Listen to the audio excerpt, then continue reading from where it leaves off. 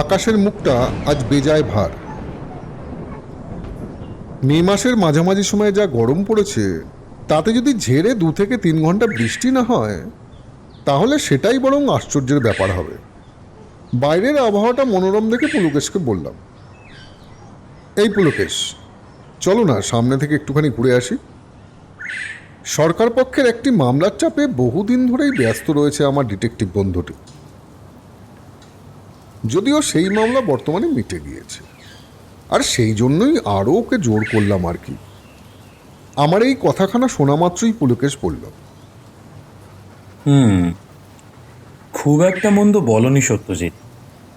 চলো সামনের মোড় থেকে একটু ঘুরেই আসি। পুলকেশের এই কথা শুনে ভারী স্বস্তি পেলাম। আজ প্রায় বহুদিন পর আবার দুই বন্ধু মিলে একসাথে বেড়াতে চলেছি। যেমন কথা তেমনই কাজ। শুধু যাওয়ার সময় বৌঠানকে একটা হাঁক দিয়ে গেল পুলকেশ। পারো, এই পারো, আমরা একটু বেরোলাম কেমন? আর হ্যাঁ, একটু পকোড়া ভেজে রেখো। বৃষ্টি পড়লে চা পকোড়া, আহা, সন্ধেটা জমে যাবে। তবে আমাদের আধ ঘন্টার ভ্রমণের মাঝে যে নতুন একটা কেস দরজায় এসে কড়া নাড়বে, কে আর জানতো বলুন। মেঘের গর্জনের মাঝেই বৃষ্টিটা বেশ জোরে নেমেছিল। খানিকক্ষণ বাদেই বাড়ির উদ্দেশ্যে রওনা দিই আমরা।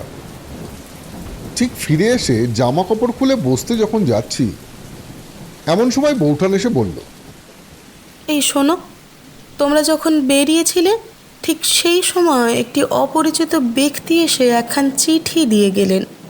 তাকে বারবার নাম জিজ্ঞাসা করতেও কিচ্ছুটি বললেন না, শুধু এইটুকুনি বললেন যে পুলকেশবাবু আসলে ওনাকে চিঠিটা দেবেন, খুব দরকার। চিঠির বিষয়টা শুনতেই পুলকেশের দিকে তাকিয়ে দেখলাম, এক মুহূর্তের মধ্যে চোখের তেজ যেন দ্বিগুণ হয়ে গিয়েছে তার।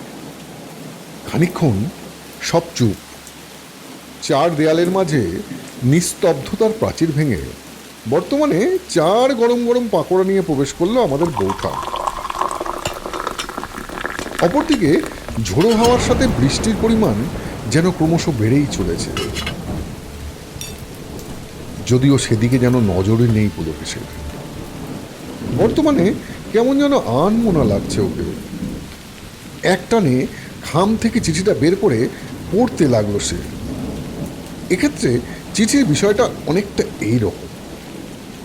নমস্কার, আমার নাম ভবেশ চৌধুরী। জীবনের 30টি বছর সেনাবাহিনীতে কর্মরত ছিলাম। সদ্য অবসর নিয়েছি।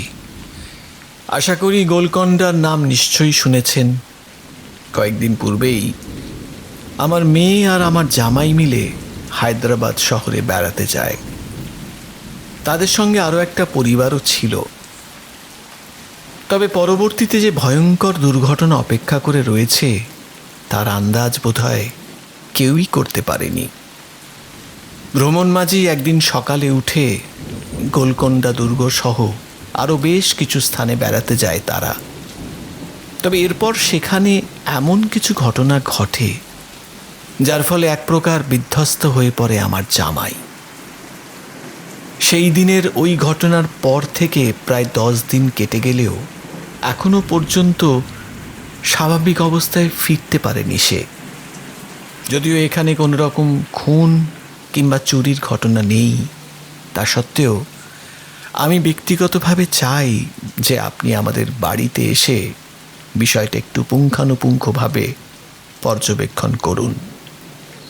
আপনার আগমন ঘটলে খুবই ভালো হয় আর কি।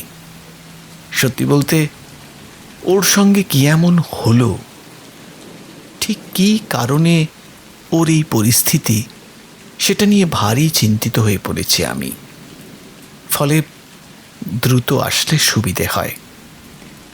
ধন্যবাদ। যদিও আমার কথা শুনতে এবার এক প্রকার ঝাঁঝিয়ে উঠল পুলকেশ। দেখো, এসব ভূত কিংবা ভৌতিক বিষয়ে বিশ্বাস আমার কোনো কালেই ছিল না, আর এখনও নেই। তবে এই কেসটা আমি নিলাম। এক প্রকার ব্যক্তিগত উৎসাহবশতই এই ঘটনার শেষ দেখতে চাই আমি। অনেক সময় অতি সাধারণ বিষয়ের মধ্যেও এমন ভয়ঙ্কর রহস্য লুকিয়ে থাকে যা কল্পনা করা ভারী কঠিন হয়ে দাঁড়ায়, বুঝলে? ওর পরিষ্কার দাবি। এখানেই বলে রাখা ভালো, চিঠির উপরেই বাড়ির ঠিকানা উল্লেখ করে দেন ভবেশবাবু। 11/4 শেক্সপিয়ার সরণি, কলকাতা। অর্থাৎ খুব যে একটা দূরে তা নয়। একই সঙ্গে ভদ্রলোক নিজের ফোন নম্বরটিও দিয়ে রেখেছেন। কথা শেষ হতেই এবার এক মুহূর্তও নষ্ট না করে চিঠিতে উল্লেখিত নম্বরটিতে ফোন করে বসল পুলকেশ। হ্যালো, নমস্কার। অধমের নাম পুলকেশ বক্সী। হ্যাঁ, কাল সকালে। আচ্ছা, কোনো অসুবিধা হবে না। একটা না একটা পথ নিশ্চয়ই বের হবে। রাখলাম। টুকরো টুকরো কতগুলো কথা বলে ফোনখানি রেখে দেয় সে। অর্থাৎ আগামীকাল আমরা ভবেশ চৌধুরীর বাড়িতে পৌঁছে যাব, সে বিষয়ে কোনো সন্দেহ রইল না। পরের দিন সকাল। ঘুম থেকে উঠতে দেরি হওয়ায় পুলকেশের বকুনি জুটল ভাগ্যে। যদিও এই বিষয়টি এক প্রকার গা সওয়া হয়ে গেছে আমার। রাতে দেরি করে ঘুম আর সকালে ঘুম থেকে উঠতে দেরি, এই হয়েছে আমার বদ অভ্যাস। সত্যজিৎ, আরে এই সত্যজিৎ, এই তাড়াতাড়ি ওঠো, বেরোতে হবে তো। এই তোমাকে নিয়ে না আর পারা যায় না যেন। বিগত বেশ কিছুদিন ধরেই দেখছি রাতে দেরি করে ঘুমাও আর বেলা 9টা না বাজলে যেন নিদ্রা ভাঙতেই চায় না তোমার। ব্যাস, অগত্যা বিছানা ছেড়ে উঠে সকল প্রস্তুতি সেরে নিলাম আমি। জলখাবার শেষে ইতিমধ্যেই ভবেশবাবুর বাড়ির উদ্দেশ্যে বেরিয়ে পড়েছি আমরা। আমাদের বাড়ি হতে শেক্সপিয়ার সরণির দূরত্ব অতিক্রম করতে মোটের ওপর আধ ঘন্টার উপর সময় লেগে যায়। তার উপরে আবার বড় রাস্তা হতে বেশ খানিকটা ভিতরে সেই স্থান। চিঠিতে উল্লেখিত ঠিকানায় পৌঁছতেই চোখের সামনে ভেসে উঠল বিশাল এক বাড়ি, নিপুণ কারিগরি দক্ষতায় নির্মিত স্থান। বাড়ির একদম ওপরের প্রান্তে বড় বড় দুটি হাতির মূর্তি, আর ঠিক তার নিচে বড় বড় করে লেখা দুর্গা নিবাস। জনবহুল পথ হতে বেশ দূরে শান্তশিষ্ট এলাকাই বলা চলে এটিকে। শহরের কোলাহলের পরিবর্তে জায়গাটি বেশ নিরিবিলি। মেঘার রোদের খুনসুটি, মাঝে পাখিদের কিচিরমিচির এবং সুমধুর বাতাসের মাঝেই পুলকেশের দিকে চেয়ে দেখলাম। কি যেন একটা চিন্তা করে চলেছে সে।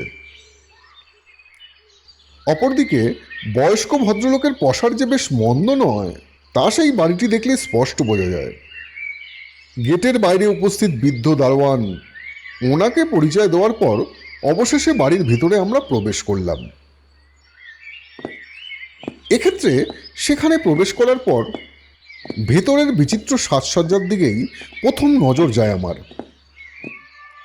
বাড়ির মালিক একাধারে বেশ শৌখিন মানুষ, আবার অপরদিকে সাহিত্য চর্চার প্রতিও তার যে বিশেষ আগ্রহ আছে সেটা কিন্তু মনে হলো। সেটি আন্দাজ করতে আমার খুব একটা বেগ পেতে হলো না।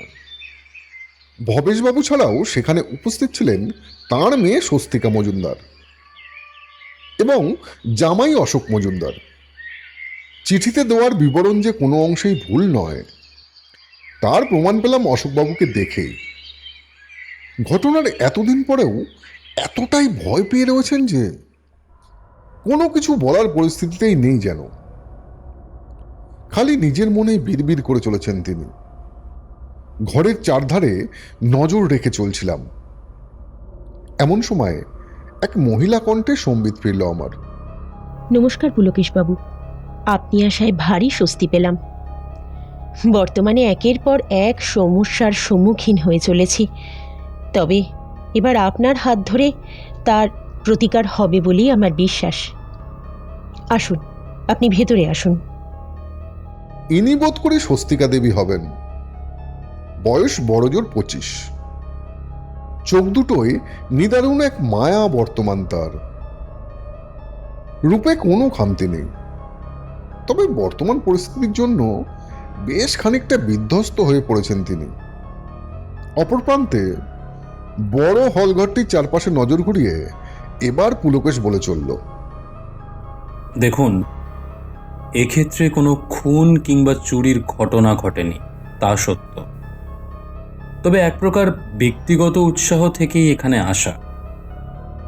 আচ্ছা স্বস্তিকা দেবী, আপনার বাবার কথা অনুযায়ী গোলকোন্ডা নামক স্থানেই নাকি এ রহস্যের উৎপত্তি। তাই আপনার কাছে আমার আবেদন, যা যা ঘটেছে পুরোটা খুলে বলুন। পুরোটা বলতে প্রথম হতে শুরু করে শেষ পর্যন্ত সবটাই বলুন, কোনো কিছুই লুকোবেন না যেন, কেমন? দেখুন পুলকেশবাবু, সত্যি বলতে বিগত বেশ কয়েকটা দিন ধরেই বাইরে হতে ঘুরে আসার পরিকল্পনা করছিলাম আমরা। পরবর্তী সময়ে আমার ছোটবেলার এক বন্ধু ও তার পরিবার মিলে হায়দ্রাবাদ ঘুরতে যাওয়ার কথা বললে আমরা সকলেই সহমত হই তাতে। প্রথম দুদিন ধরে বিখ্যাত কিছু নিদর্শন এবং তার পার্শ্ববর্তী বিভিন্ন অঞ্চল ঘুরে দেখা, আর শেষ দিনে গোলকোন্ডা ফোর্ট হয়ে অবশেষে বাড়ি ফেরার উদ্দেশ্যে ট্রেন ধরব। প্রাথমিকভাবে এই ছকটাই কষে নেওয়া ছিল। যেমন ভাবনা তেমনই কাজ। প্রথম দিকটায় বিশেষ কোনো সমস্যা দেখা দেয়নি, বরং বেশ খোশ মেজাজেই ছিল অশোক। তবে শেষ মুহূর্তে পৌঁছে ঘটল আসল বিপত্তি। আজকের দিনে দাঁড়িয়েও স্পষ্ট মনে আছে আমার। বেশ ভোর তখন হোটেল হতে বেরিয়ে গোলকুন্ডা দুর্গের উদ্দেশ্যে রওনা দিই আমরা। গাড়িতে যাত্রার সূচনা থেকে দুর্গের বাহির পর্যন্ত সব ঠিকঠাকই ছিল, কিন্তু তারপর এতখানি বলে একবার থামলেন মহিলা।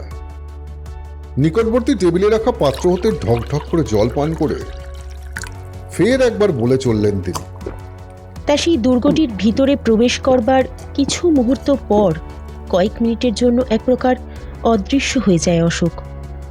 কিছু সময়ের পর ভাঙাচোরা একটা নির্মাণের পাশ থেকে যখন ফিরে আসে, তখন তার চোখে মুখে ভয়ের ছাপ স্পষ্ট লক্ষ্য করি। যেন এমন কিছু দেখে ফেলেছে যা অত্যন্ত ভয়ঙ্কর বললেও কম বলা হয়। এই মুহূর্তে দাঁড়িয়ে ঠিক বলে বোঝানো যাবে না, কিন্তু অশোককে ওই রকম অবস্থায় দেখে অত্যন্ত ভয় পেয়ে যাই আমি। তারপর কোনো মতে বাড়ি ফিরে আসি আমরা। প্রথম প্রথম ভেবেছিলাম যে কয়েকদিনের মধ্যে হয়তো সবটাই ঠিক হয়ে যাবে, কিন্তু না, আমি ভুল ছিলাম পুলকেশবাবু। আজ এতদিন পরেও কিছু বলার মতো পরিস্থিতিতে নেই সে। মাঝের সময়ে ঘরোয়া চিকিৎসক থেকে শুরু করে আরও দু একজনকে দেখিয়েছি, কিন্তু সবার একটাই দাবি, অস্বাভাবিক কোনো ঘটনার দরুন তার এই পরিস্থিতি। এক্ষেত্রে কিছুদিনের মধ্যেই সব স্বাভাবিক হয়ে যাবে, তবে সেই দিনটা যে কবে আসবে, বর্তমানে সেটাই হয়ে দাঁড়িয়েছে সবচাইতে বড় প্রশ্ন।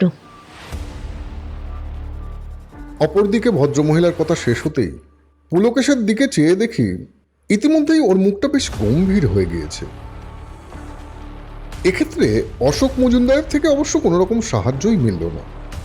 অর্থাৎ আপনার বক্তব্য অনুযায়ী গোলকোন্ডা নামক ওই দুর্গটির ভিতরে হওয়া অস্বাভাবিক ঘটনার কারণেই অশোকবাবুর আজ এই হাল, কি তাই তো? আচ্ছা, চিন্তা করবেন না, কোনো না কোনো রাস্তা নিশ্চয়ই বের হবে। আচ্ছা বলছি যে এই ভিন রাজ্যে ঘুরতে যাওয়ার পূর্বে আপনার স্বামীর মধ্যে কি বিশেষ কোনো পরিবর্তন লক্ষ্য করেছিলেন, কিংবা কিংবা এমন কিছু বিষয় যা আপনাকে ভাবিয়ে তোলে? সত্যি বলতে আগামী মাসে আমাদের বিবাহের 1 বছর পূর্ণ হতে চলেছে। শুরু হতে যথেষ্ট পরিপাটি এবং অত্যন্ত যত্নশীল মানুষ হিসেবেই চিনতাম অশোককে। এক কথায় বললে ওর মতো এত ভালো একটা মানুষ খুঁজে পাওয়া বেজায় মুশকিল মশাই। কিন্তু আনুমানিক ওই 3 মাস পূর্বের কথা পুলকেশবাবু। ওর আচরণে অদ্ভুত কিছু বিষয় লক্ষ্য করি আমি। এই ধরুন, কথায় কথায় রেগে যাওয়া, কখনো অন্যমনস্কতা ভাব। আর হ্যাঁ, আরেকটি বিষয়, বিয়ের অনেক আগে থেকেই বেসরকারি একটি প্রতিষ্ঠানে কর্মরত ছিল ও।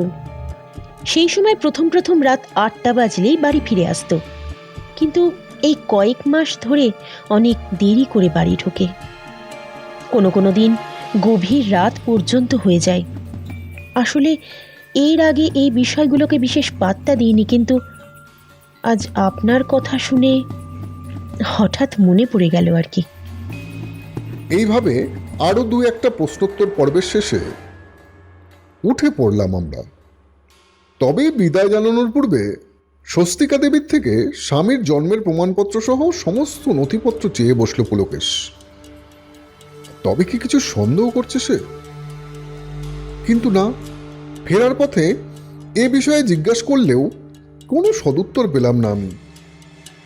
সন্ধ্যের সময় ঘড়ির কাঁটা ইতিমধ্যে 7টার ঘর ছুঁয়েছে।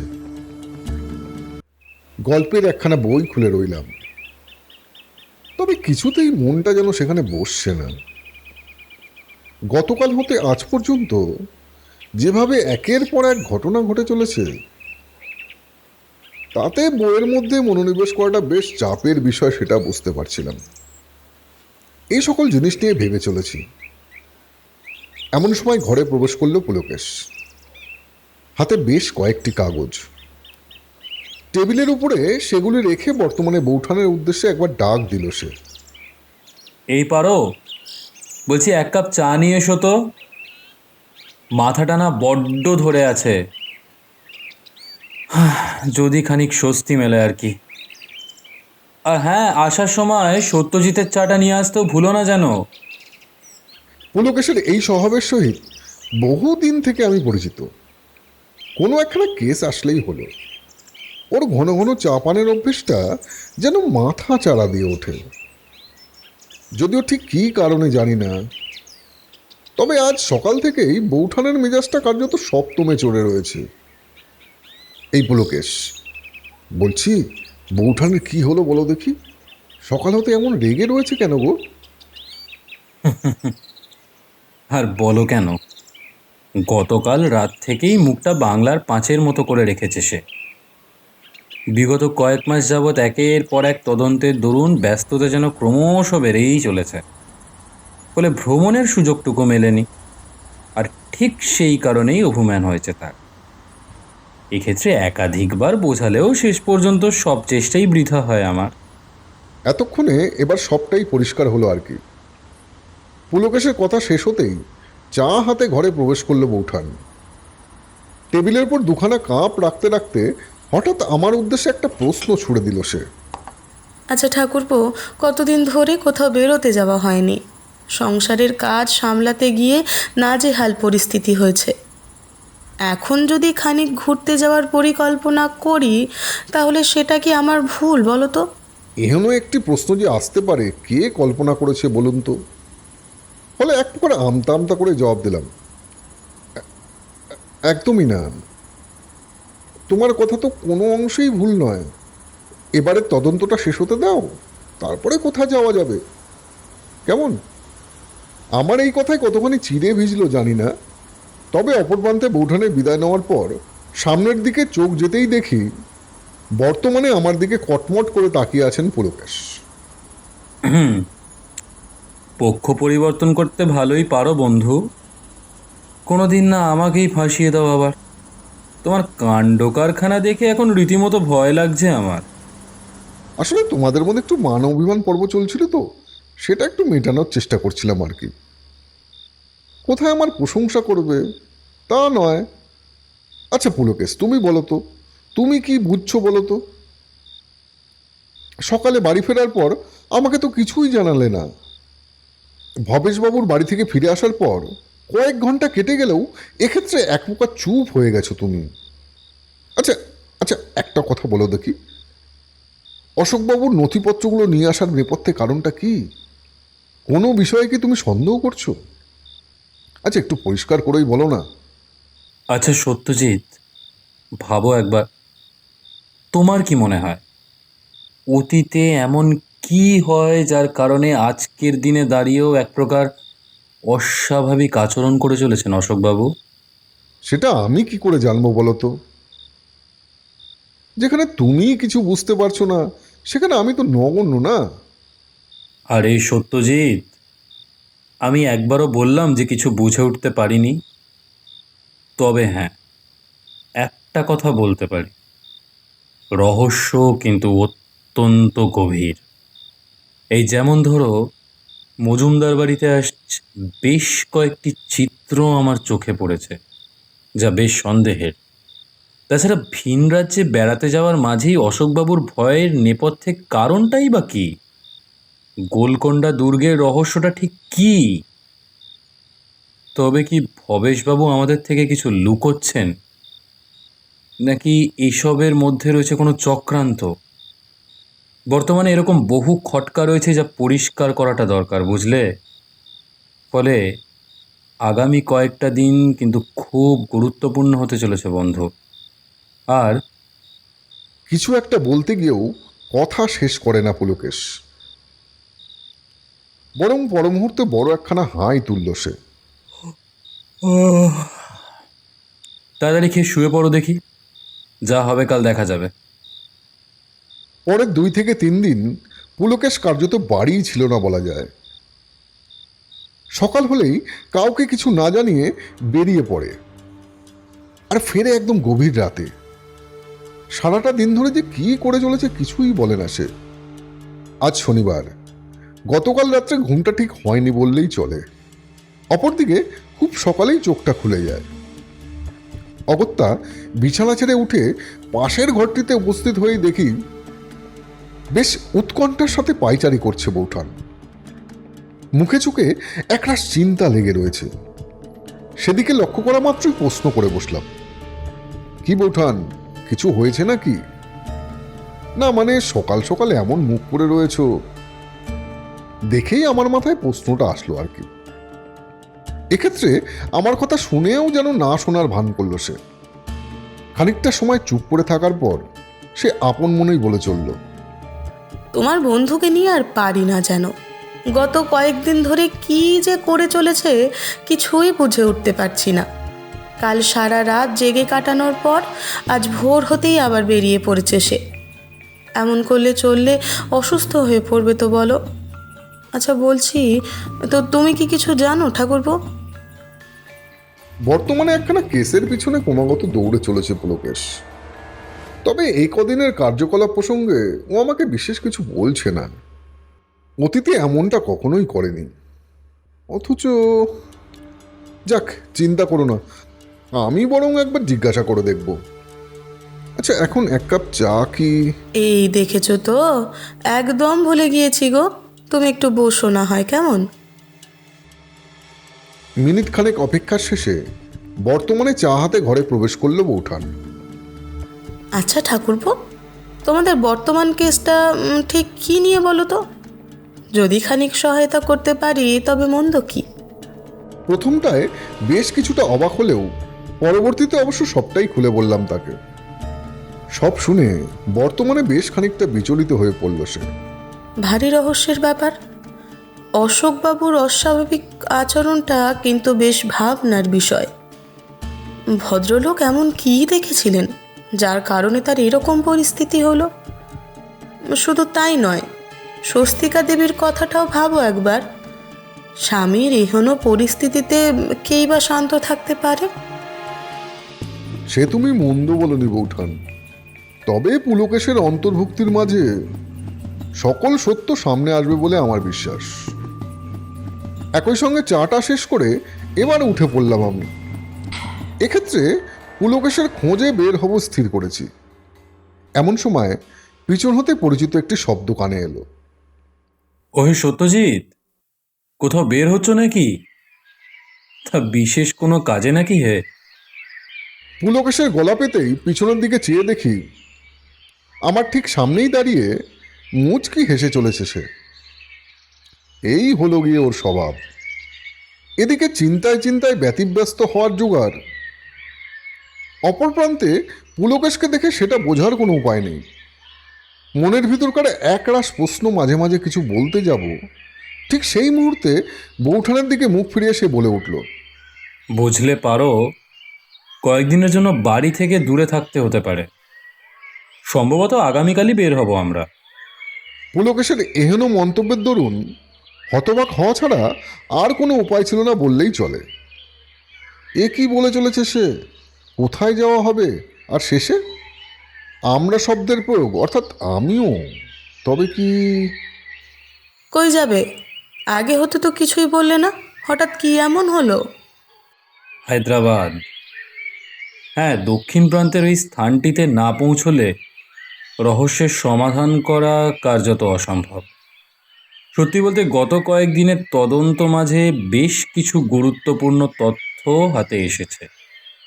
তবে সত্য অন্বেষণের স্বার্থে এতটুকু প্রয়াস না করলেই নয়, কি না? আর হ্যাঁ সত্যজিৎ, তুমিও যাবে আমার সাথে, কেমন? বিশেষ তৎপরতায় টিকিট করে এনেছি। যা যা জিনিস দরকার সব গুছিয়ে নাও। সব কিছু ঠিকঠাক থাকলে আগামীকাল সকালেই রওনা দেব আমরা। পুলকেশের কথা শুনে আমি আর বৌঠান একে অপরের দিকে হতবাক হয়ে তাকিয়ে রইলাম। মনের ভিতরে একের পর এক প্রশ্ন উকি মেরে চলল। তার উত্তর পাওয়া তো চারটিখানি কথা নয়। সেই কারণেই বর্তমানে ওকে আর বিশেষ ঘাটালাম না। একই সঙ্গে পুলকেশের নির্দেশ অমান্য করার সাহস বোধ হয় কারোরই নেই। ব্যাস, মুহূর্তের মধ্যে সেরে ফেললাম সকল প্রস্তুতি। রোববার সকাল। সপ্তাহের অন্যান্য দিনগুলির তুলনায় আজকের পরিবেশটা বেশ মনোরম বলা চলে। একই সঙ্গে ব্যস্ততা ছিল চোখে পড়ার মতো। 9:20 ট্রেন। ব্যাগপত্র সহ যথা সময়ে স্টেশনে গিয়ে হাজির হলাম আমরা। এক্ষেত্রে ট্রেনের একটা ঘটনার কথা না বললেই নয়। ট্রেনের সফর যতক্ষণের হোক না কেন, পুলকেশের সঙ্গে থাকতে বেশ ভালোই লাগে। তদন্ত প্রসঙ্গে কথোপকথন কিংবা অন্যান্য বিষয়ে আলোচনা, একে অপরের সাথে বাক্যালাপের মাঝে সময় যে কখন কেটে যায় তা কার্যত বোঝাই যায় না। শহরের ব্যস্ততা মুখর জীবন এবং কোলাহল হতে দূরে ভ্রমণ। অন্যান্য বারগুলোতে বৌঠান সঙ্গে থাকলেও বর্তমানে দুই বন্ধু মিলেই রওনা হয়েছে আমরা। পাশাপাশি বর্তমান কেসটির তদন্তের মাঝে পুলকেশকে যেন নতুন রূপে আবিষ্কার করতে চলেছি আমি। নিজের মনেই কেমন যেন একটা চিন্তা করে চলেছে আমার ডিটেকটিভ বন্ধুটি। এমনকি গত কয়েকদিনে তদন্ত কতদূর এগিয়েছে সে বিষয়েও বিশেষ কিছু খোলসা করেনি পুলকেশ। এবার আসা যাক ট্রেনের কথায়। যাত্রা শুরুর মিনিট খানেক পর ইতিমধ্যেই একখানা খবরের কাগজ খুলে মন দিয়ে সেটি পড়ে চলেছে পুলকেশ। অপরদিকে আমার মাথায় ঘুরে চলেছে অশোক মজুমদারের অস্বাভাবিক আচরণের বিষয়টি। সবচাইতে বড় কথা হলো গিয়ে, গোলকোন্ডা পৌঁছে কি আদৌ কোনো লাভের লাভ হবে, নাকি শূন্য হাতে ফিরতে হবে আমাদের? এসব বিষয় নিয়ে যখন ভেবে চলেছি, ঠিক এমন সময় উল্টো দিকের আসন ছেড়ে এবার হাসি মুখে আমাদের দিকে এগিয়ে এলেন এক ভদ্রলোক। বলিষ্ঠ চেহারা, বয়স আনুমানিক 40 হবে, চোখে চশমা আর ঠোঁটের প্রান্তে ছোট্ট একখানি তিল বিদ্যমান। নমস্কার, আমি স্বপ্ননীল মজুমদার। আপনি বিখ্যাত ডিটেকটিভ পুলকেশ বক্সি, কি তাই তো? আসলে পারিবারিক কয়েকটি বিষয় নিয়ে ভারী সমস্যায় ফেসে রয়েছি। এতটাই চিন্তায় পড়ে গিয়েছি যে এদিকে খেয়াল পর্যন্ত করিনি। না হলে আপনাদের কেনা চেনে। তা বলছি, কোনো কেসের তদন্ত নাকি মশাই? ভদ্রলোকটির প্রশ্নের মাঝেই খবরের কাগজ হতে চোখ সরিয়ে এবার পুলকেশ বলে উঠল, না না, তদন্তের কোনো প্রশ্নই নেই। বরং এক নাগাড়ে চলতে থাকা পরিশ্রম এবং মানসিক চাপের সমাপ্তি ঘটিয়ে স্রেফ কয়েকটা দিন ভ্রমণ বলতে পারেন। সারা বছর ধরে কাজ করে চলি, এবার নিজেকেও তো সময় দিতে হবে নাকি? আচ্ছা, এবার আপনার কথা বলুন তো দেখি। হ্যাঁ, অবশ্যই। উভয় প্রান্ত হতে পরিচয় হওয়াটাই বাঞ্ছনীয়। তা আমার পরিস্থিতিও অনেকটা আপনার মতোই। নিত্যদিনের কাজ কর্ম আর শহরের ব্যস্তময় জীবন হতে দূরে খানিকটা শান্তি খোঁজার উদ্দেশ্যেই রওনা দিয়েছি। প্রথমে কাচিগুদা দর্শন, আর তারপরে একে একে সকল স্থানে ভ্রমণ। হায়দ্রাবাদের বিরিয়ানিটাও কিন্তু মন্দ নয়। এদিক থেকে আমি বেজায় ভোজরসিক মানুষ মশাই। আর হ্যাঁ, গোলকোন্ডা ফোর্টে যাওয়ার একটা পরিকল্পনা রয়েছে। প্রায়ই সেখানে নাকি বেশ কিছুটা ভুতুড়ে কর্মকাণ্ড ঘটে বলে শুনেছি। সেই কারণেই। তবে এইসবের মাঝেও চিন্তাটা যেন কিছুতে পিছু ছাড়ছে না। এক নাগাড়ে বলে চললেন তিনি। এক্ষেত্রে গোলকোন্ডা পোর্টের প্রসঙ্গ উঠতেই খানিকটা বিচলিত হয়ে উঠল পুলকেশ। যদিও পর মুহূর্তেই নিজেকে সামলে এবার পাল্টা একটা প্রশ্ন করে বসল সে। শান্তির খোঁজে এসেও চিন্তা করে চলেছেন, এ তো ভারী অন্যায় মশাই। আচ্ছা, আপনার পরিবারের মধ্যে কে কে রয়েছেন? তবে বিয়েটা যে হয়নি তা আন্দাজ করাই যায়। শৈশবে মা মারা যান। পরিবারে রয়েছে বলতে আমি আর বাবা। একে কাজের চাপ আর তার উপর বার্ধক্যজনিত অসুস্থতার কারণে বাবাকে কোথাও দূরে নিয়ে যাওয়ার ঝুঁকি নিন না। ফলে সময় আর সুযোগ পেলেই একাই বেরিয়ে পড়ি আর কি। তবে যাই বলুন মশাই, মাঝে মধ্যে এই টুকটাক বেরিয়ে পড়ার ভেতর আলাদা একটা প্রশান্তি রয়েছে। এই তো গত বছরের কথা, বহু প্রচেষ্টার পর বেসরকারি একটি প্রতিষ্ঠানে কাজ পাই। বেতন যা দেয় তা কোনো অংশেই কম নয়, তবে চাপটা মারাত্মক। কিছু ভুল হলেই যেন হই হট্টগোল লেগে যাওয়ার জোগাড়। আচ্ছা একটা কথা, এই যে আমি অবিবাহিত সেটা বুঝলেন কেমনে? না মানে আমি তো কিছু বলিনি, অথচ বর্তমানে ঠোঁটের কোণে এক চিলতে হাসি ফুটে উঠল পুলকেশের। এ আর এমন কি, আসলে আপনার সাথে কথা বলার মাঝেই চোখের নিচে কালি আর আপনার ধুলো পড়া জুতোয় প্রথম নজর যায় আমার। পাশাপাশি পোশাকটাও কার্যত পরতে হয় বলেই পরেছেন যেন। বাড়িতে বউ থাকলে এতটা অগোছালো ভাব নিশ্চয়ই থাকতো না। কি সত্যি পুলকেশের এই বিশেষ ক্ষমতার বিষয়ে যতই প্রশংসা করি ততই যেন কম হবে। যদিও এর মাঝেই বর্তমানে বেশ খানিকটা অন্যমনস্ক হয়ে পড়েছেন ওই ভদ্রলোক। আর সেই সুযোগেই পুলকেশের কানে কানে বলে উঠলাম, আচ্ছা পুলকেশ, তদন্তের ব্যাপারটা তুমি লুকিয়ে গেলে কেন? এনাকেও কি তুমি সন্দেহ করছো নাকি? স্বাভাবিকের মাঝে রহস্যের আনাগোনা তো আর নতুন কিছু নয় বন্ধু। তবে ব্যাস এইটুকু বলেই আচমকা থামল পুলকেশ। অপরদিকে এতক্ষণে অন্যমনস্ক ভাব কাটিয়ে উঠেছেন স্বপ্ননীলবাবু। প্রত্যুত্তরে এবার একখানি কাগজের ওপরে আমাদের টেলিফোন নম্বরটি লিখে সেটিকে ভদ্রলোকটির দিকে বাড়িয়ে দিল পুলকেশ। যে কোনো প্রয়োজনে খালি একবার যোগাযোগ করলেই হবে, বাকিটা না হয় আমি বুঝে নেব। আজ মঙ্গলবার। স্বপ্ননীল মজুমদারকে বিদায় জানিয়ে গতকাল বিকেলের দিক করেই নির্দিষ্ট গন্তব্যস্থলে এসে পৌঁছেছি আমরা। রাত্রিবেলাটা হোটেলে কাটিয়ে আজ গোলকোন্ডার উদ্দেশ্যে যাত্রা করব বলেই মনস্থির করেছি আমরা। ঘড়ির বড় কাঁটাটি ঢং ঢং করে 10টার ঘর ছুতেই বাইরের পথে অগ্রসর হলাম আমরা। 4 চাকার বাহনে চেপে 30 মিনিটের পথ। গাড়ির মধ্যে অবশ্য বিশেষ কিছু বলল না পুলকেশ। 10:35 ইতিমধ্যেই গোলকোন্ডা দুর্গের নিকট উপস্থিত হয়েছে আমরা। জায়গাটা বিশাল বড়, পাশাপাশি চোখের নিকট ভেসে উঠছে একের পর এক প্রাচীন নিদর্শন। যদিও এহেন প্রাকৃতিক সৌন্দর্যের মাঝে অজানা এক কৌতূহল চেপে ধরেছে গোটা শরীরটাকে। এমন এক কৌতূহল যা বলে বোঝানো যাবে না। বুকের ভিতরকার ঢিপঢিপানিটা বেশ ক্রমশ বেড়েই চলেছে। বর্তমানে ভৌতিক প্রসঙ্গটা উল্লেখ করতে গিয়ে যেন থমকে গেলাম। ভায়া, তোমার কি মনে হয় এখানে কি বিশেষ কোনো সূত্র মেলার সুযোগ রয়েছে? আর যদি তা না হয় তখনই বা কি হবে? আহা সত্যজিৎ, এত চিন্তা কেন করো বলো দেখি। দেখো, কোনো না কোনো সূত্র নিশ্চয়ই মিলবে। তা লেখক মশাই, এখনকার ইতিহাস নিশ্চয়ই জানা আছে তোমার, কি? পুলকেশের এহেন প্রশ্নের উত্তর দিতে না পারায় যথেষ্ট উত্তেজিত হয়ে পড়লাম আমি। তোমার থেকে এটা কোনোভাবেই আশা করা যায় না বন্ধু।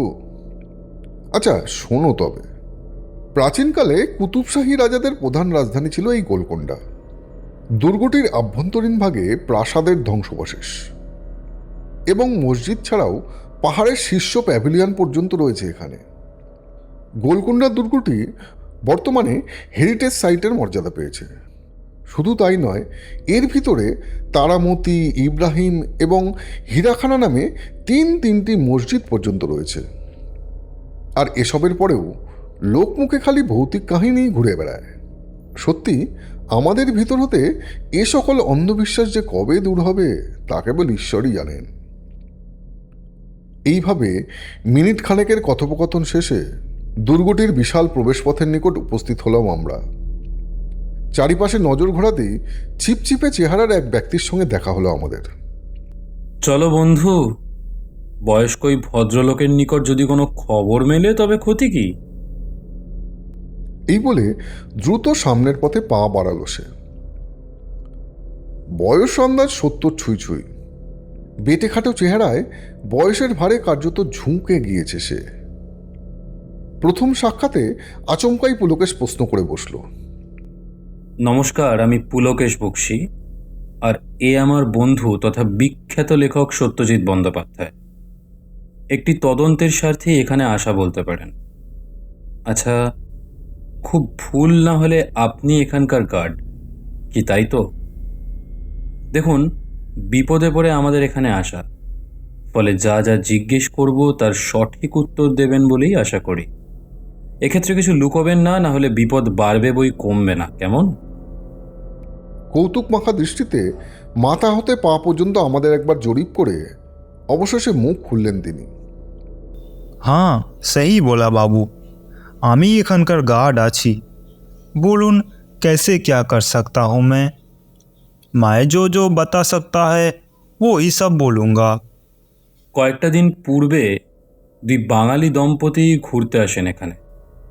প্রথমটায় সব ঠিকঠাকই ছিল, তবে আচমকাই অদ্ভুত আচরণ করতে শুরু করে এক ব্যক্তি। ওনার নাম অশোক মজুমদার। তার স্ত্রীর বক্তব্য অনুযায়ী এ দুর্গের ভিতরে ঘটা কোনো ঘটনার কারণেই অশোকবাবুর এই পরিস্থিতি হয়। আচ্ছা, সেদিনকার কোনো কথা কি মনে পড়ে আপনার? পুলকেশের প্রশ্নবাণের মাঝে বেশ কয়েক সেকেন্ড কি যেন একটা ভেবে চললেন ওই ব্যক্তিটি। ধীরে ধীরে তার দৃষ্টিখানা যেন ক্রমশ উজ্জ্বল হয়ে চলেছে। রহস্যমাখা কণ্ঠে এবার পাল্টা জবাব দিলেন তিনি। हाँ बाबू, याद आ गया। वो किछु सप्ताह आगेर बात आछे, नाम दाम कुछु याद नहीं, किन्तु एक व्यक्ति ठीक एमनই घटना घटिয়েছিলেন। বিকেলের দিককার কথা, চোখটা খানিক লেগে গিয়েছিল। হঠাৎ এক চিৎকারে ঘুম ভেঙে যায়। এক প্রকার চিৎকার করতে থাকে সেই ব্যক্তিটি। क्या कह रहा था याद क्यों नहीं? তা মাথায় একটু জোর দিন দেখি। ওই দিন আসলে ঠিক কি ঘটেছিল সেটি জানা যে অত্যন্ত প্রয়োজন মশাই। ফের একবার নিস্তব্ধতা গ্রাস করল গোটা পরিবেশটাকে। অপর প্রান্তে পুলকেশের কপালের ভাঁজগুলো যেন ক্রমাগত বেড়েই চলেছে। রোদের অবসান ঘটিয়ে মেঘের আনাগোনার সন্ধিক্ষণে অবশেষে মুখ খুললেন বয়স্ক ভদ্রলোকটি।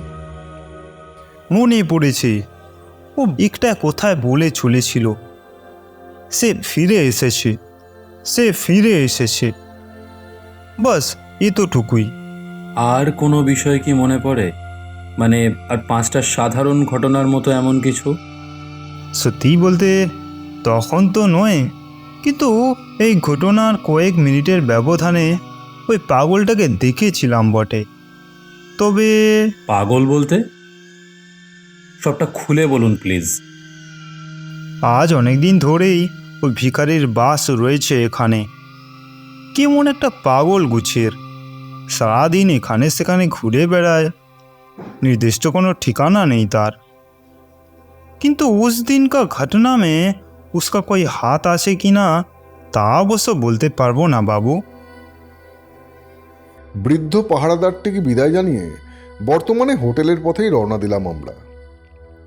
কিন্তু ঠিক এর পর মুহূর্তেই এক ভয়ঙ্কর ঘটনা অপেক্ষা করে থাকবে আমাদের জন্য, সেটা আর কে ভেবেছিল বলুন। এক প্রকার হতাশ হয়ে গাড়ির উদ্দেশ্যে অগ্রসর হয়েছি। আচমকাই পুলকেশের কপালে একটা ভাঁজ লক্ষ্য করলাম আমি।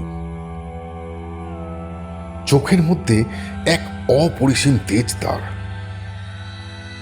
এতখানি সময় ধরে যার সন্ধান করে চলেছিল সেটি যেন পেয়ে গিয়েছে সে। সেদিক হতে নজর ঘোরাতেই দূর হলো সকল ধোঁয়াশা। বর্তমানে আমাদের ঠিক সামনের প্রান্তে এসে উপস্থিত হয়েছে পাগলাটে ধরনের এক ব্যক্তি, অর্থাৎ সেই ভিখারি। দ্রুত সামনের পথে এগিয়ে যায় পুলকেশ। এরপর বেশ খানিকক্ষণ ধরে বার্তালাপ চলে তাদের মধ্যে। কি এমন কথা হয়ে চলেছে যে আমাকে পর্যন্ত নিয়ে গেল না সে, এমন একাধিক প্রশ্ন থাকলেও তার উত্তর বোধ করি অজানাই থেকে যাবে। সন্ধে 7:20। জানলার দিকে চেয়ে বসে আছি। ঠিক এমন সময় বিছানায় এসে বসল পুলকেশ। এবার রহস্যটা কিন্তু আমার মাথার ওপর দিয়ে যাচ্ছে ভায়া, তার উপর তুমিও কিছু বলছো না। আচ্ছা, ওই পাগল লোকটার সঙ্গে এতক্ষণ ধরে কি কথা বললে বলো তো? আর হ্যাঁ, ওর হাতের ওই ট্যাটুটাকে লক্ষ্য করছিলে তুমি? এমন উদ্বাস্তু গোছের মানুষের এত সাজসজ্জা, ব্যাপারটা কেমন রহস্যজনক বলে মনে হয় না তোমার? সময় এলে সব পরিষ্কার করে বলবো। আসলে এমন কিছু জিনিস রয়েছে যা আমাদের মাথাতে কখনোই আসে না। সাধারণ মানুষ যা ভেবে উঠতে পারে না, সেগুলোই যদি জীবনে প্রাধান্য পায় তবে তা অধিক চিন্তার বিষয় হয়ে দাঁড়ায় বন্ধু। তবে হ্যাঁ, দিন দিন তোমার পর্যবেক্ষণ ক্ষমতার উন্নতি হচ্ছে দেখে বেশ ভালোই লাগলো। তাহলে কি রহস্যের সমাধান করে ফেলেছো নাকি ভাইয়া?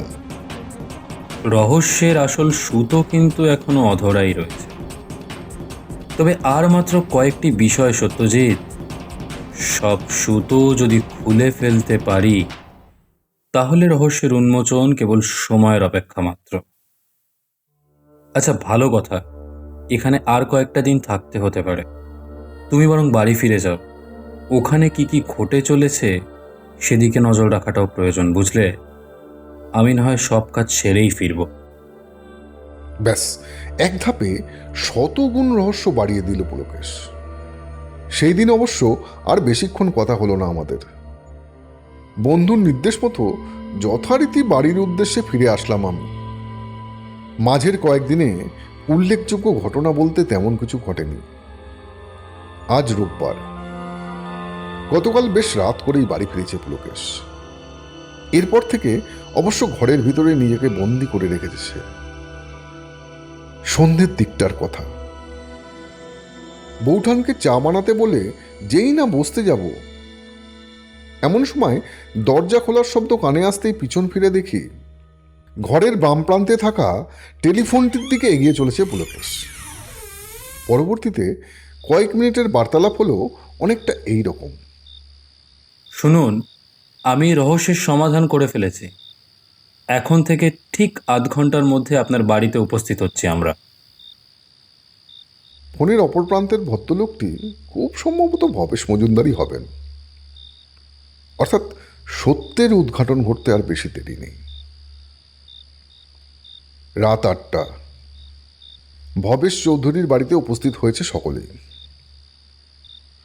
একই সঙ্গে বর্তমানে আমাদের সঙ্গে হাজির রয়েছেন মিস্টার রাখাল সরকার। বুকের ভিতরটা ক্রমশ ঢিপ ঢিপ করে চলেছে আমার।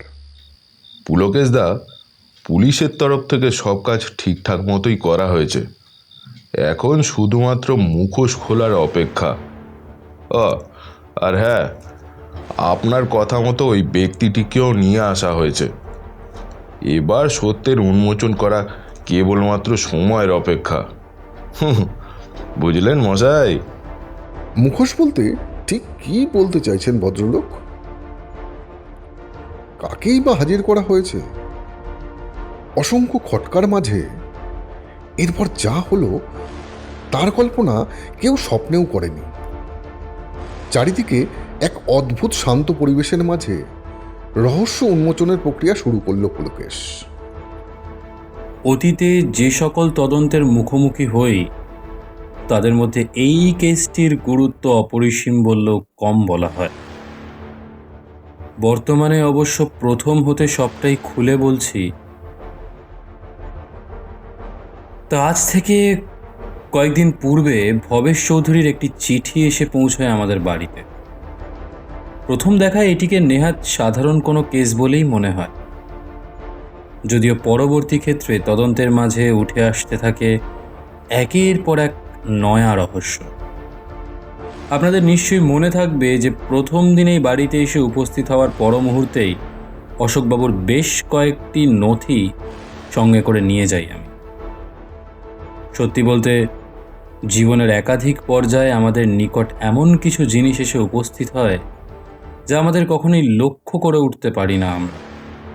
অথচ তার চাইতে সহজ বিষয় হয়তো আর কিছুই হয় না।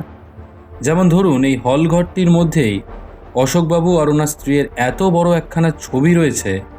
তাছাড়া আরও বেশ কয়েকটি বিষয়ের ওপরেও নজর যায় আমার। এই সকল দৃশ্য হতে একটা জিনিস পরিষ্কার হয় যে অশোক মজুমদার ডান হাতি। তবে সেই দিন চায়ের প্লেট নেওয়ার সময় লক্ষ্য করি উনি মূলত নিজের বাম হাতটি ব্যবহার করে চলেছেন। এখান থেকে একটা সন্দেহ তৈরি হয় আমার মনে, আর ঠিক সেই কারণেই নথিগুলির গুরুত্ব আরও বেড়ে যায় আর কি। একই সঙ্গে গত কয়েকদিন ধরেই একাধিক বিষয়ে তদন্ত শুরু করে দিই আমি। এখানে বলে রাখা ভালো, ঘনিষ্ঠ মহলে যথেষ্ট ভদ্র এবং শান্তশিষ্ট মানুষ হিসেবেই পরিচিত ছিলেন অশোক মজুমদার। অথচ তার বন্ধুদের জিজ্ঞাসাবাদ করে জানতে পারি যে গত কয়েক মাস ধরে ওনার আচরণে বেশ কিছু আশ্চর্যজনক পরিবর্তন লক্ষ্য করে চলেছেন অনেকেই। এক্ষেত্রে প্রথম দিন স্বস্তিকা দেবীর মুখেও কিন্তু একই ধরনের বক্তব্য শোনা যায়। ফলে স্বাভাবিকভাবেই অনেকগুলি খটকা সৃষ্টি হয় আমার মনে। এই যেমন, এই ধরনের অদ্ভুত আচরণের নেপথ্যে কারণ কি? গোলকোন্ডা দুর্গের নিকট কি এমন দেখেন যার কারণে ভীত সন্ত্রস্ত হয়ে পড়েন তিনি? ডান হাতের পরিবর্তে বাম হাতের ব্যবহারের পিছনেই কি কোনো রয়েছে রহস্য? এক্ষেত্রে সন্দেহের তীর হতে বাদ যায় না কেউই। তবে শেষ পর্যন্ত এমন এক সত্যের সন্ধান মিলবে তা আন্দাজ করা সম্ভবই হতো না যদি... এতখানি বলে এবার খানিক থামল পুলকেশ। বাইরের বৃষ্টিটা ইতিমধ্যেই বেশ জোর গতিতে নেমেছে। মেঘের গর্জন আর বিদ্যুতের ঝলকানির মাঝেই বর্তমানে চোখের ইশারায় রাখালবাবুকে কিছু একটা নির্দেশ দিল সে। কয়েক মুহূর্তের অপেক্ষা, ব্যাস। বর্তমান ঘরের ভিতরে আগমন ঘটল এক ব্যক্তির। তবে একই নিজের চোখে না দেখলে বিশ্বাস করা যায় না। মানুষটিকে দেখতে হুবহু অশোক মজুমদারের ন্যায়, কিন্তু তা বলে এত মিল। একই সঙ্গে তার হাতের দিকে চেয়ে একবার চমকে উঠলাম আমি। এই পুলকেশ, এটা তো সেই পাগল লোকটা না? কি তাই তো? ওই যে ওর হাতে তো ট্যাটুখানা আছে, মুখ ভর্তি দাড়ি, উস্কো খুস্কো চুলের অভ্যন্তরে। উনি তো, হ্যাঁ, ওনাকেই তো মনে হচ্ছে। হ্যাঁ, ঠিকই ধরেছ। গত সপ্তাহে স্বস্তিকা দেবু এবং ভবেশবাবুর সঙ্গে কথোপকথনের মাঝেই ভবেশ মজুমদারের হাতের দিকে চাইতে সেখানে একটু ট্যাটুর উপস্থিতি চোখে পড়ে আমার। শুধু তাই নয়, গোলকোন্ডা দুর্গের নিকট পাগলটার সাথে সাক্ষাতের পর তার শরীরের ওই একই স্থানে হুবহু একরকমের ট্যাটু দেখে প্রথমটায় চমকে উঠি। তাছাড়াও চোখের চাহনিতেও যথেষ্ট সন্দেহ জাগে আমার। ব্যাস, আর কি। ভিন রাজ্য হলেও সেখানে আমার এক পরিচিত চিকিৎসক বন্ধু থাকায় বাকি কাজটা খুব সহজ হয়ে যায় আর কি। প্রথমে চিকিৎসা আর এরপর বেশ কিছু শারীরিক পরীক্ষার মাধ্যমেই অর্ধেক রহস্যের সমাধান করে ফেলি আমি। আমার কথা হয়তো বিশ্বাস নাও হতে পারে, তবে বর্তমান সময়ে দাঁড়িয়ে আমি এক প্রকার নিশ্চিত যে এই পাগল মানুষটি হলে গিয়ে আসল অশোক মজুমদার। আর গত কয়েক মাস যাবৎ স্বস্তিকা দেবী যাকে স্বামী হিসেবে মেনে চলেছেন, সে আসলে এক মুখোশধারী মানুষ, বুঝলে? পুলকেশের কথা শেষ হতেই মুহূর্তের মধ্যে চাঞ্চল্য ছড়িয়ে পড়ল সর্বত্র। একই বলছে সে। অপর প্রান্তে যথেষ্ট উত্তেজিত হয়ে উঠেছেন স্বস্তিকা মজুমদার। এটা আপনি কি বলছেন পুলকেশবাবু? আমার স্বামী কিনা নকল? আপনার কাছে কি এমন প্রমাণ রয়েছে? দয়া করে বলুন মশাই। তাহলে শুনুন, গত পরশু আমার কথা মতোই মুখোশধারীর শরীর হতে বেশ খানিকটা রক্তের নমুনা সংগ্রহ করে নিয়ে যায় পুলিশ। এই সকল পরীক্ষার দ্বারা এটাই প্রমাণিত হয় যে গত ফেব্রুয়ারি মাস হতে যে মানুষটির সাথে আপনি সংসার করে চলছিলেন সে আসলে আপনার আসল স্বামী নয়। শেষের কথাগুলো শোনার পর যেন চমকে উঠলেন ভদ্রমহিলা। দৃঢ় কণ্ঠে এবার তিনি বলে উঠলেন, ফেব্রুয়ারি মাস? হ্যাঁ, খুব ভুল যদি না করি তবে ওই সময় তো কাজের সূত্রে বিহার গিয়েছিল অশোক। দিন 7 পর অবশ্য সেখান থেকে ফিরেও আসে। একবার মনে করে বলুন তো, ওনার আচার আচরণের পরিবর্তন সেই মুহূর্ত থেকেই কিনা? হ্যাঁ পুলকেশবাবু, হ্যাঁ, কথাখানা আপনি মন্দ বলেননি। ঠিক সেই সময় থেকেই কেমন একটা খিটখিটে স্বভাবের হয়ে যায় সে। আর ওই বাম হাতের প্রসঙ্গটিও। অথচ এই বিষয়গুলির দিকে কোনোদিনই এতটা খেয়ালই করিনি। কিছুটা মুচকি হেসে ফের একবার বলে চলল পুলকেশ, এই ধরনের সাধারণ বিষয়গুলো যে কখনো আমাদের নজরের আড়ালে থেকে যায় আর কখন সামনে আসে তা বোঝা অত্যন্ত কঠিন। আচ্ছা, এবার আসা যাক আসল ঘটনা। তা আজ হতে প্রায় 3 মাস পূর্বে কোনো এক কাজের সূত্রে বিহারে পাড়ি দেন অশোকবাবু, এবং সেই সময় আসল অশোক মজুমদারের জায়গা দখল করে নেয় লালু যাদব। এতখানি বলে ফের একবার থামল পুলকেশ। চোখ দুটির অন্তরালে ইতিমধ্যেই আগুনের লেলিহান শিখা জ্বলে উঠেছে তার। ঝাঁঝালো সুরের ধারা বজায় রেখে এবার অতীতের একটি ঘটনায় ফিরে গেল আমার ডিটেকটিভ বন্ধুটি। এতদিন ধরে আপনাদের সকলের নিকট অশোক মজুমদার সেজে থাকা মানুষটির আসল নাম হলো লালু যাদব। সহজ সরল ভাষায় এই লোকটিকে আসল অশোকবাবুর হামশাকল বলা চলে। শৈশবে বাবা ঠাকুরদার কাছে শুনে এসেছি যে এই পৃথিবীতে একই রকমের দেখতে নাকি মোট 7 জন মানুষ রয়েছেন। যদিও এই বিষয়টি আমরা কেউই চোখে দেখিনি, তবে বর্তমান কেসটির এর জলজ্যান্ত প্রমাণ বলতে পারে। আসলে ডাকাতি, খুন, তোলাবাজি এবং এহেন একাধিক অপরাধমূলক কার্যকলাপের সঙ্গে যুক্ত রয়েছে এই লালু যাদব। তবে একই সঙ্গে অশোক মজুমদারের সঙ্গে মুখের অদ্ভুত এক মিল রয়েছে ওর। আর ঠিক এই বিষয়টারই ফায়দা নেয় শয়তানটা। গত বছরের শেষের দিকে পুলিশের ধরপাকড়ের মাঝে বিহারে গা ঢাকা দিয়ে বসে লালু। আর এর ঠিক কয়েক মাস বাদে স্বপনবাবুও গিয়ে পৌঁছান সেখানে। পরবর্তীতে তথ্য ফাঁস হয়ে যাওয়ার ভয়ে স্থানীয় এক ব্যক্তিকে খুন করেছিল লালু যাদব।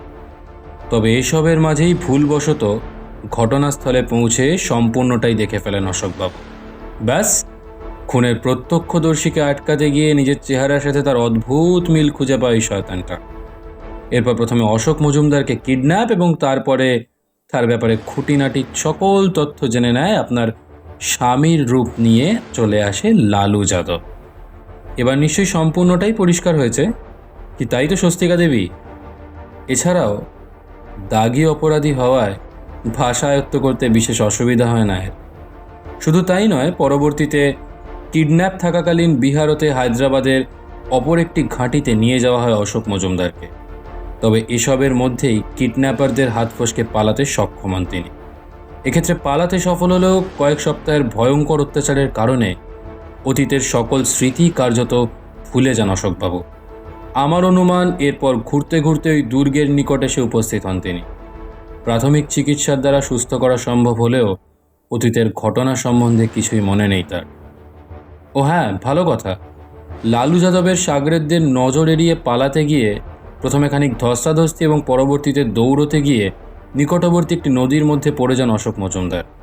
ফলে এক্ষেত্রে শাগরেদদের মাধ্যমে অশোকের মৃত্যুর খবরটাই পেয়ে যায় লালু।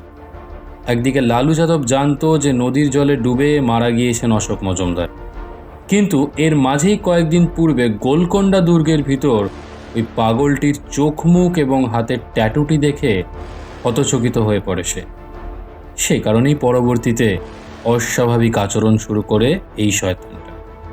দুর্গটির বাইরে সে ফিরে এসেছে চিৎকারের দ্বারা কার কথা বলা হয়েছে সেটা নিশ্চয়ই আর খোলসা করে বলতে হবে না। কি ঠিক বললাম তো লালু? ফের ঘটল এক চমক। এতক্ষণ ধরে মৌনতার অবসান ঘটিয়ে এবার কার্যত তেড়ে ফুঁড়ে উঠল লালু যাদব নামের ওই লোকটি। হ্যাঁ হ্যাঁ হ্যাঁ, আমার নাম লালু যাদব। মানুষ খুন হোক কিংবা ডাকাতি, সব কাজেই পারদর্শী আমি। অশোক মজুমদারের মধ্যে যেন নিজেকেই খুঁজে পাই আমি। ব্যাস, এরপর কিডন্যাপ আর পরবর্তীতে হত্যা। এক্ষেত্রে তার বেঁচে যাওয়াটা আমার কাছেও একটা রহস্য বটে। তাছাড়া দুর্গের ওই ঘটনার পর বেশ কয়েকটা দিন একটা ঘোরের মধ্যে থাকলেও এরপর নিজেকে সামলে নি। ভেবেছিলাম যে ধীরে ধীরে সবটা নিজের আয়ত্তে করে আনবো, কিন্তু এ সকলের মাঝে আপনার আগমন, রক্ত পরীক্ষা, আরো কত কি। পাগল সেজে থাকলে কেউ বুঝতে পারবে না এহেন পরিকল্পনা নিয়ে এগোলেও শেষ পর্যন্ত যে এমন এক ঘটনা ঘটবে তার কে জানতো?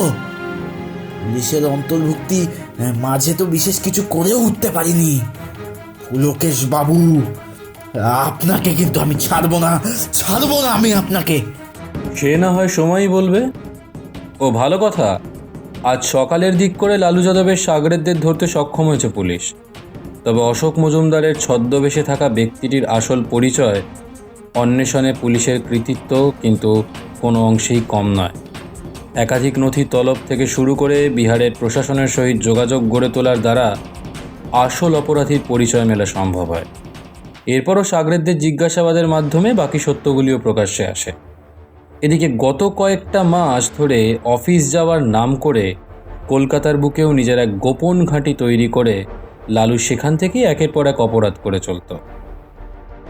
বুঝলে লালু, এবার কিন্তু খুব সহজে ছাড়া পাবে না তুমি। তাই বলি কি, জেলের চার দেওয়ালের ভিতর বসেই বাকি জীবনটা কাটিও, কেমন?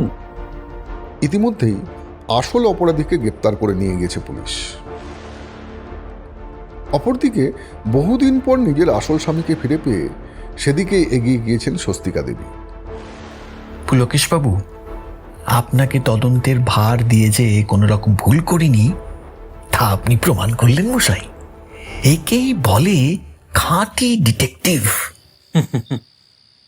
আমি কোনো গোয়েন্দা নই, বরং সত্যের অন্বেষণের মাধ্যমে সমাজের বুক থেকে সকল অপরাধের অবসান ঘটানোই হলো আমার আসল উদ্দেশ্য।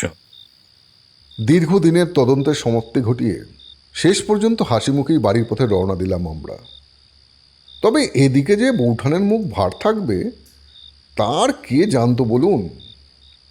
বাড়িতে আসতেই পুলকেশের উদ্দেশ্যে বৌঠান বলে উঠল, গত কয়েকদিনে যা খুশি করে বেড়াচ্ছ, সকাল থেকে রাত পর্যন্ত খালি এদিক হতে ওদিক করে চলেছ, তদন্তের বিষয় পর্যন্ত কিচ্ছু জানাওনি। স্বামী স্ত্রীর মধ্যে অভিমানের প্রাচীর আজ বড়ই জটিল। অবশ্য অতীতে এই একই ধরনের পরিস্থিতির মাঝে যথেষ্ট সাবলীল ভঙ্গিতে স্ত্রীর রাগ ভাঙিয়েছে আমার বন্ধুটি। বর্তমানেও তার অন্যথা হলো না।